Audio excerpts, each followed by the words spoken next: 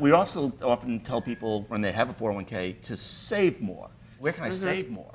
If you really look at your monthly budget, there are places that we can save. For example, one thing that I always recommend to people is, are you eating your lunch out every day at work? I mean, the average lunch is, I think I did this article recently, how to give yourself a $12,000 a year raise.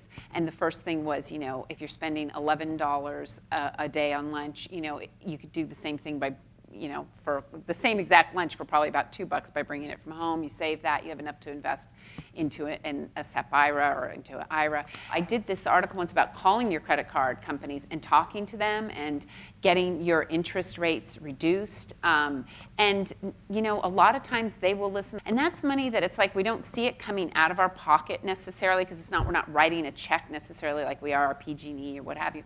But it is money that accumulatively it adds up. One of the most powerful tools in retirement to get ready for retirement is to have a budget that gives you wiggle room. What I mean is the proportion of variable expense, and especially the variable discretionary type of expense, is significant, and those fixed costs, the mortgage or whatever, the debt, are much lower. Why retirees are petrified of the idea that I now have to take all this money I've stocked away and pay myself, okay? But if you have some wiggle room, so that 1 month you can pay yourself less or more, then you have wiggle room to time your income over different tax years or whatever, you have a very powerful tool in retirement to, a very responsive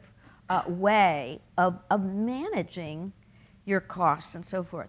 But if all you have is everything in an IRA that comes out and is taxable, and everything you're spending is car loan, mortgage, all the fixed stuff, you have no wiggle room to respond to ups and downs in the market, changes, possible changes in taxes. So creating that flexibility in your budget is so important. Be attuned to what you have the control over, because those will be your biggest tools in retirement.